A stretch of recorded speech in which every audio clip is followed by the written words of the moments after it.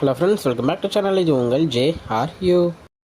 ஒரு சூற காத்து காத்து காத்து என்ன பார்த்து சூற காத்து காத்து. இந்த வீடியோவில் நம்ம தளபதி விஜயோடைய கடைசி படமான ஜனநாயக படத்தோட ட்ரெய்லர் பற்றி தான் பார்க்க போகிறோம். ஆமாங்க, ட்ரெய்லர் ரிலீஸ் பண்ணிட்டாங்க. ஸோ ட்ரெய்லர் இப்போ தான் பார்த்தேன். ட்ரெய்லரில் பார்த்தீங்கனாலே நம்ம தளபதியுடைய பேர் வந்து பார்த்திங்கன்னா தளபதி வெற்றி கொண்டான் TVK அந்த ரெஃபரன்ஸ்க்காக வச்சுருக்காங்க.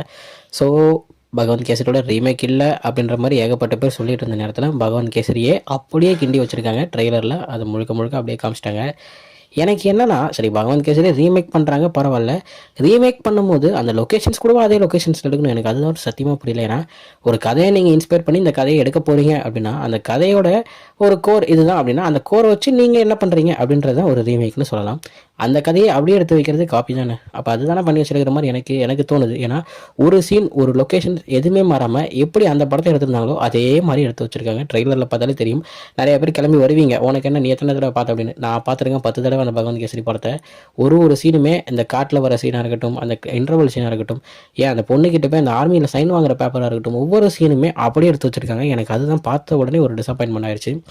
ஏன்னா தளபதிக்காக நீங்கள் படம் பண்ணுறீங்க, ரீமேக் படமாக இருந்தாலும் அதோடைய கதை நல்லா இருக்குது, ஸோ எடுத்து பண்ணுறீங்க அப்படின்ற போது அந்த கதைக்கு நீங்கள் ஏற்ற மாதிரி தளபதிக்கு ஏற்ற மாதிரி சீன்ஸ் வச்சிருக்கலாம். பட் ஆனால் அதை நீங்கள் வைக்கல. அதை நல்லாவே ட்ரெய்லர்லேயே நாங்கள் அதையே அப்படியே நம்ம காப்பி அடிச்சு வச்சுருக்கோம் அப்படின்ற மாதிரி நீங்களே காமிச்சிருக்கீங்க. ஸோ அதுதான் எனக்கு சத்தியமாக புரியல. ஸோ படத்தில் வந்து பார்த்தீங்கன்னா எப்படி நம்ம அந்த பகவந்த் கேசரி படத்தில் நம்ம பாலையா சரத்குமார் ரோல் இருக்கும், அதே மாதிரி பார்த்தீங்கன்னா அந்த ஸ்ரீலீலா அவங்க ரோல் இருக்கும். ஸோ இதில் அதே மாதிரி தான் கொண்டு வந்திருக்காங்க. பட் ஆனால் எப்படி அப்படின்ற மாதிரி கொஞ்சம் அந்த சரத்குமாரான ரோலில் யாரும் நடிக்க போகிறாங்க அப்படின்றது தெரியல. ஸோ இதில் என்ன மாற்றம் பண்ணியிருக்காங்க அப்படின்றத நம்ம அப்படியே கொஞ்சம் ஒத்து பார்த்தோன்னா, தளபதியோடைய இப்போது அவர் அரசியலுக்கு வந்துருக்கிறதுக்கு படத்துலேருந்து என்னென்னலாம் எடுக்க முடியுமோ அவ்வளோ சூப்பராக அதுக்கு ஏற்ற மாதிரியான ஒரு ரெஃபரன்ஸ் நிறையாவே வச்சுருக்காங்க. ஸோ அவர் வந்து கட்சிக்கு போயிட்டார் அப்படின்றதுக்காக டைலாக்ஸாக இருக்கட்டும், ரெஃபரன்ஸாக இருக்கட்டும், அந்த காட்டில் வரும்போது 2 யானை சைடில் இருக்கிறதா இருக்கட்டும், இந்த மாதிரி ஏகப்பட்ட ரெஃபரன்ஸ் வச்சுருக்காங்க.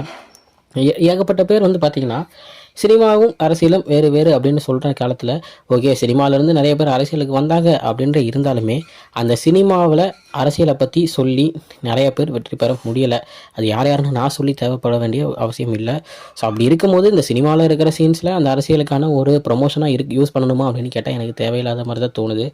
ஸோ அதுதான் நான் எனக்கு பொறுத்த வரைக்கும் ஓகே, சினிமா கடைசி படம் அப்படின்னு இருக்கும்போது மக்களுக்கான ஒரு கமர்ஷியல் படமாக ஒரு ஜாலியாக கொண்டாடக்கூடிய ஒரு படமாக கொடுத்துட்டு போகிறத விட்டுட்டு அவருடைய அரசியலுக்கு அவர் இதை வந்து பாசிட்டிவாக யூஸ் பண்ணுறாரு, ஒரு இதை அவர் யூஸ் பண்ணிக்கிறாரு மாதிரி அப்படின்ற மாதிரி தான் எனக்கு தோணுச்சு. ஸோ அதுதான் இந்த ட்ரெய்லர் பார்த்தோன்னே எனக்கு தோணுச்சுங்க.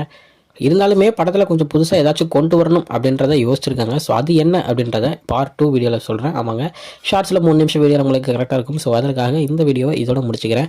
பார்ட் 2ல் புதுசாக என்ன இவங்க கொண்டு வந்திருக்காங்க அப்படின்றத உங்களுக்கு கன்ஃபார்ம் சொல்கிறேன்.